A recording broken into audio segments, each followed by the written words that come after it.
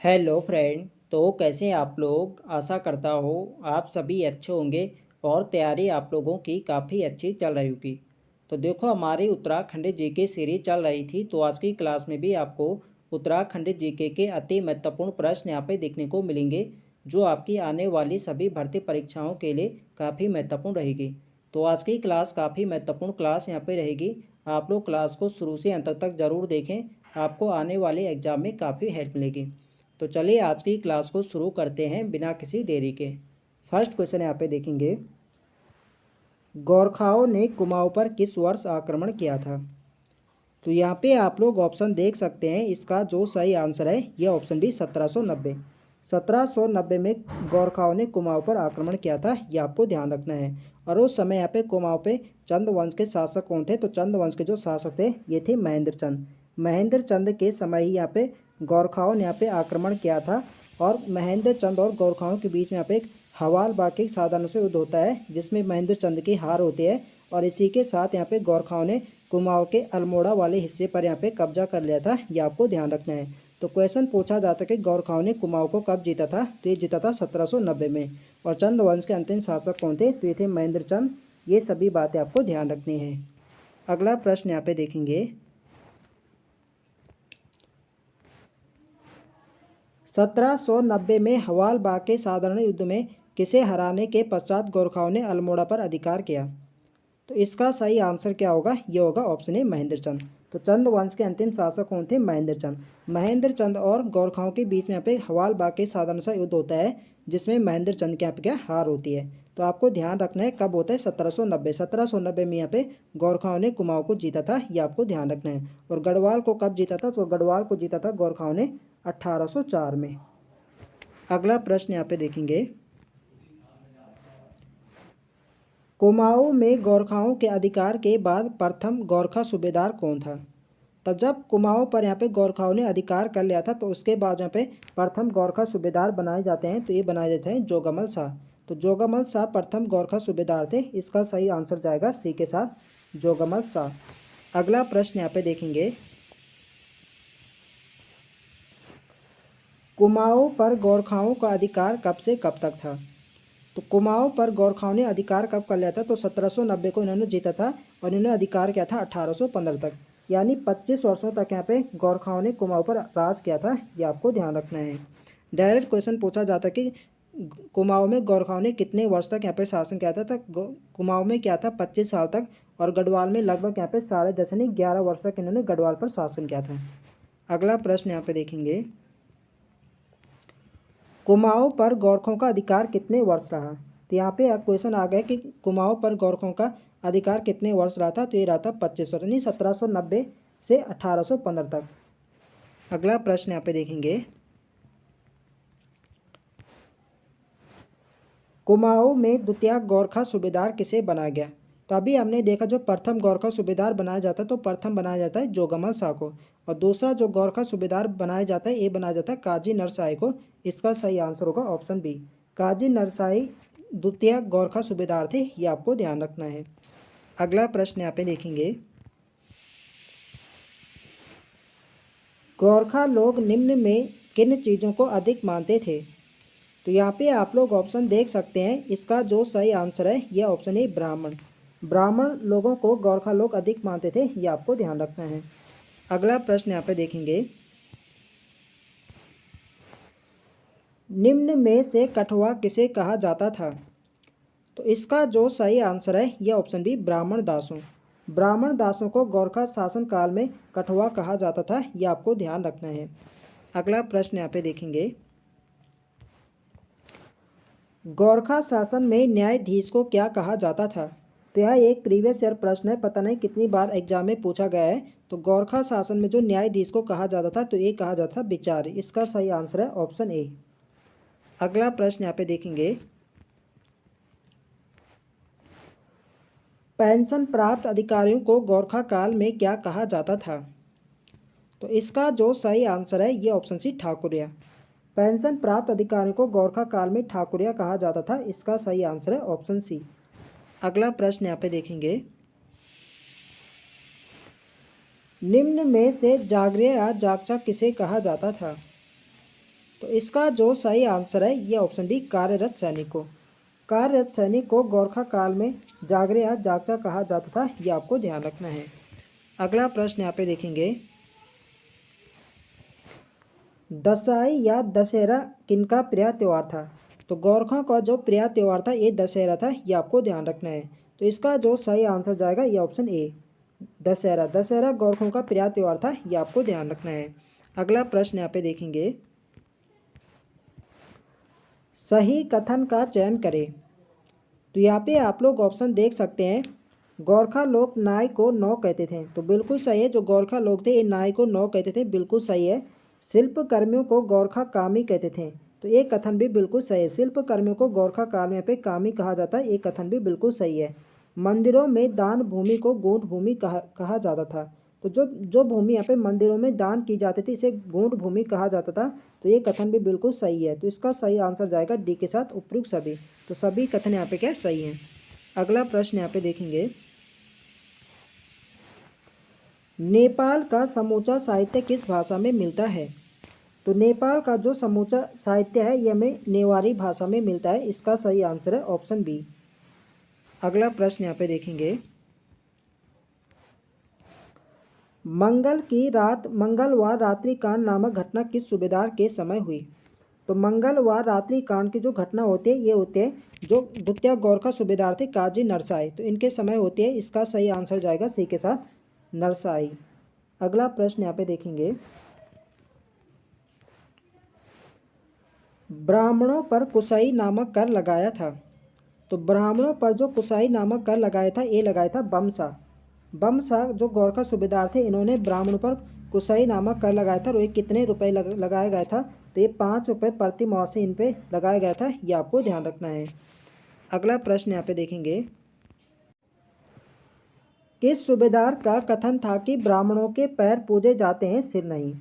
तो यहाँ पे आप लोग ऑप्शन देख सकते हैं, इसका जो सही आंसर है यह ऑप्शन ए अजब सिंह। अजब सिंह सूबेदार का कथन था कि ब्राह्मणों के पैर पूजे जाते हैं सिर नहीं, ये आपको ध्यान रखना है।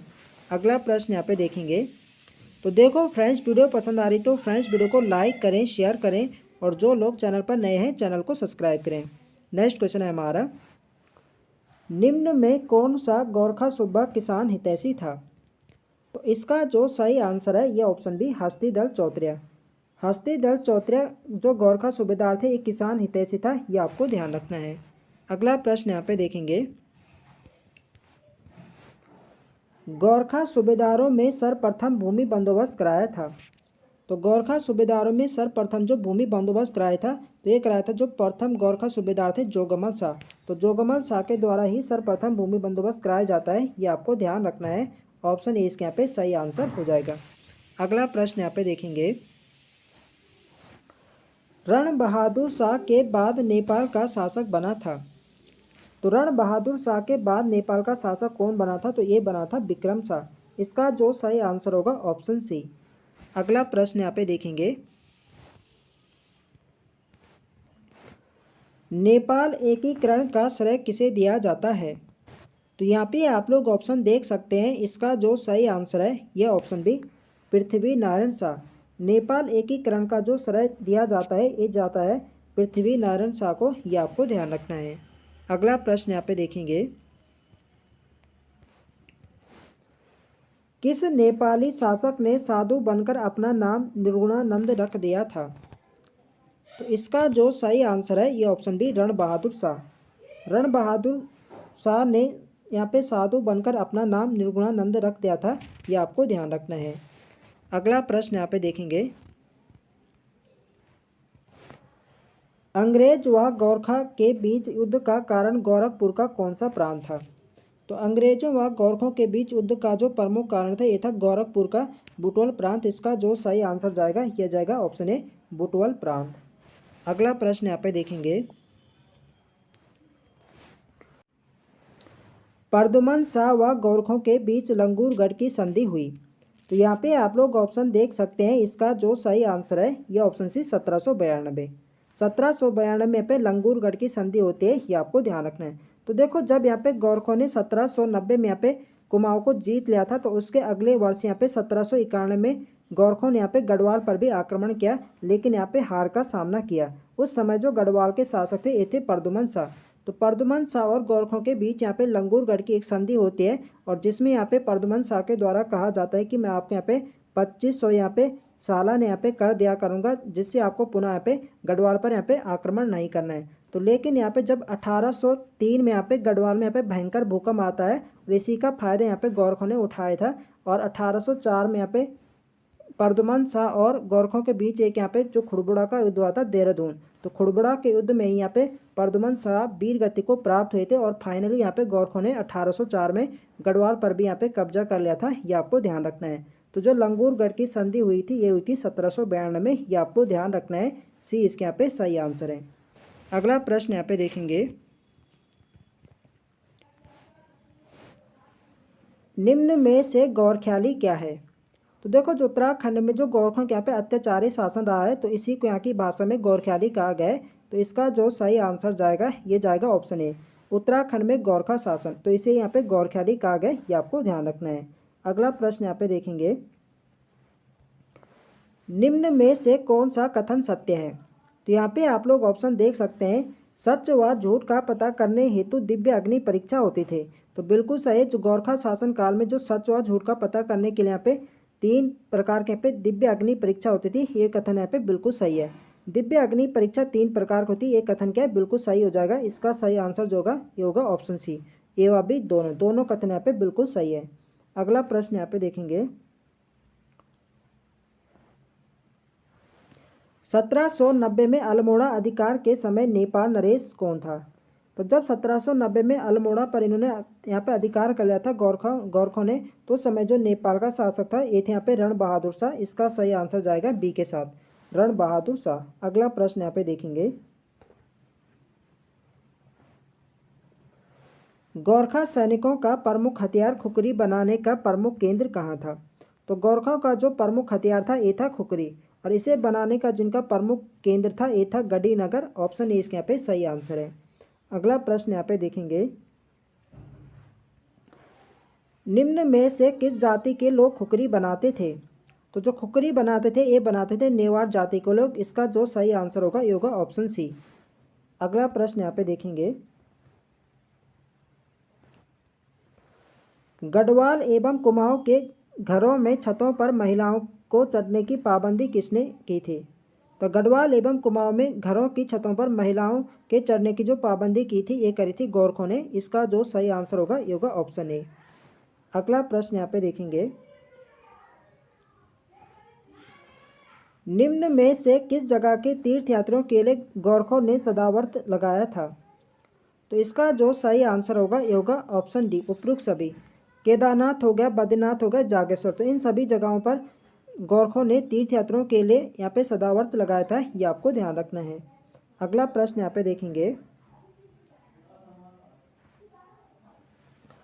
1796 ईस्वी में सूबेदार महावीर थापा ने किस मंदिर का जीर्णोद्धार कराया था। तो इसका जो सही आंसर है ये ऑप्शन बी, बालेश्वर मंदिर। बालेश्वर मंदिर आपके चंपावत जनपद में, इसका जो जीर्णोद्धार कराया था ये कराया था सूबेदार महावीर थापा ने। और कब कराया था, ये कराया था 1796 में। तो यह प्रश्न आपको ऐसे भी पूछा जा सकता है कि बालेश्वर मंदिर का जीर्णोद्धार किसने कराया था। तो ये कराया था सूबेदार महावीर थापा ने। ये आपको ध्यान रखना है, इंपॉर्टेंट रहेगा परीक्षा की दृष्टि से। अगला प्रश्न यहाँ पे देखेंगे,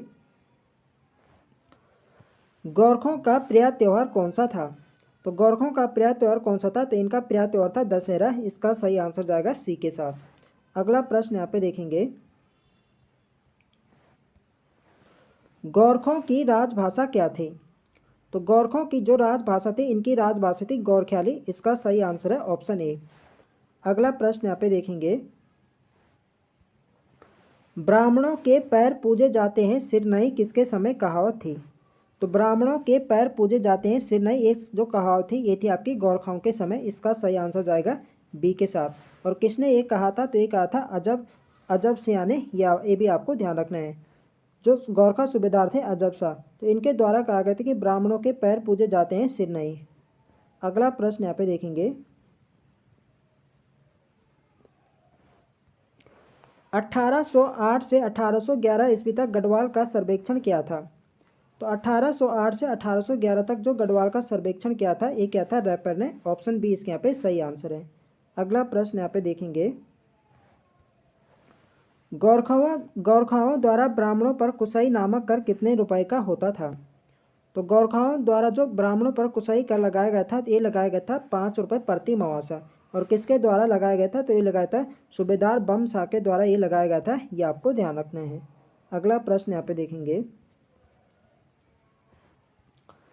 सेवा के बदले में दी जाने वाली भूमि को गोरखा शासन में कहा जाता था। तो सेवा के बदले में दी जाने वाली भूमि को गोरखा शासन काल में मनोचौल भूमि कहा जाता था। इसका सही आंसर जाएगा ऑप्शन सी। अगला प्रश्न यहाँ पे देखेंगे,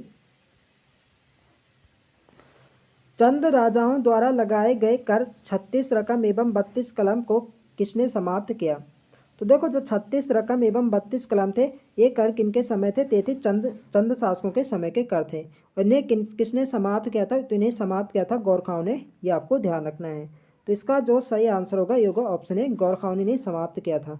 अगला प्रश्न यहाँ पे देखेंगे, शादी व विवाह के समय दिया जाने वाला कर कौन सा था। तो शादी व विवाह के समय जो दिया जाता कर लिया जाता था ये लिया जाता था टीका बेंट। हाल ही में जहाँ पे एग्जाम हुआ था, किसी एग्जाम में पूछा गया था कि शादी ब्याह में कौन सा कर लिया जाता था, तो ये लिया जाता टीका बेंट। इसका सही आंसर होगा ऑप्शन बी। अगला प्रश्न यहाँ पे देखेंगे, सैनिकों को वेतन किस कर से दिया जाता था। तो सैनिकों को जो कर दिया जाता था तो ये दिया जाता था पुंगाड़ी कर। पुंगाड़ी एक प्रकार का भूमि कर था, इसी से सैनिकों को वेतन दिया जाता था, ये आपको ध्यान रखना है। अगला प्रश्न पे देखेंगे, प्रत्येक नौजवान से 1 रुपये में लिया जाने वाला कर कौन सा था। तो प्रत्येक नौजवान से 1 रुपये में जो लिया जाने वाला कर था ये था आपका मांग कर। इसका सही आंसर है ऑप्शन सी। अगला प्रश्न यहाँ पे देखेंगे, निम्न में से पुंगाड़ी कौन सा कर था। तो पुंगाड़ी कौन सा कर था, तो पुंगाड़ी एक प्रकार का भूमि कर था, ये आपको ध्यान रखना है। इसी से सैनिकों को वेतन दिया जाता था, ये भी आपको ध्यान रखना है। अगला प्रश्न यहाँ पे देखेंगे, गोरखा शासन में गांव छोड़कर गए लोगों से कौन सा कर लिया जाता था। तो गोरखा शासन में जो गांव छोड़कर गए लोग थे इनसे यहाँ पे रहता कर लिया जाता था। इसका सही आंसर होगा ऑप्शन बी। और बहता कर क्या था, तो जो छिपाई हुई संपत्ति थी इससे यहाँ पे बहता कर यहाँ पे लिया जाता है, ये आपको ध्यान रखना है। और जो मरो कर है ये पुत्रहीन व्यक्ति से लिया जाता था, ये भी आपको ध्यान रखना है। अगला प्रश्न यहाँ पे देखेंगे, तो आज के लिए यहाँ पे इतने ही प्रश्न हैं। तो आई होप आप सभी को वीडियो पसंद आए तो फ्रेंड्स वीडियो को लाइक करें, शेयर करें, और जो लोग चैनल पर नए हैं चैनल को सब्सक्राइब करें। मिलते हैं नेक्स्ट वीडियो में, तब तक के लिए जय हिंद दोस्तों।